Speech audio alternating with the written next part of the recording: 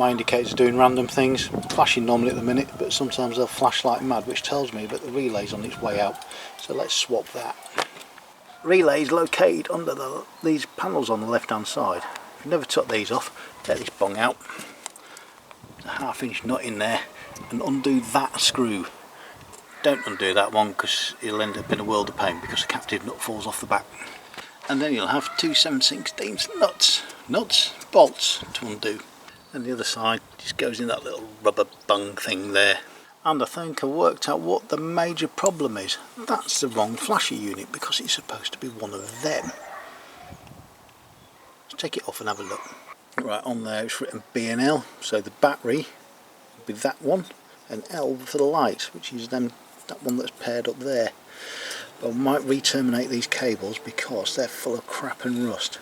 5 minutes later. Right, so we now have some nice new terminals on there, wired up B and L. It should be. I'm going to shove that back up in its hole like that. Why isn't that going in there very well? There's a bolt in the way, and that should hold it. I'm not confident with that. I'm going to put a cable tie around it. 1 minute later. So there we go, just skinny little cable tie around it just to stop it falling out in case it does, because I think that's just a bit weak now. Let's give them a try.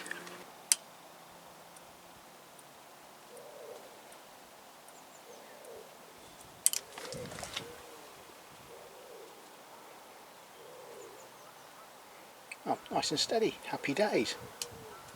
If you haven't done so already as well, it's an idea to replace these little spring clips that hold the bolts in. Stop the bolt disappearing out the back when you try and put the air cleaner cover back on. Right, I'm going to crack this open because if you look at this, it might have rust on it, and there's also rust on the terminals. Let's have a look. 1 minute 37 seconds later. So inside doesn't look that bad. Yeah, everything, there's no serious carbon marks on where it pushes onto that, and I don't know if you can see, but that little spring there, that's little thermally spring thing, gets hot and it pushes that bit of metal over there to make contact, and that's what it does. Now what I was thinking was happening was that was getting hot really quickly, causing it to do that, and then after a while it would go back and do its normal thing. As I said, that's not the right relay anyway for the bike, and they're all working much better now. So there we are then, working indicators.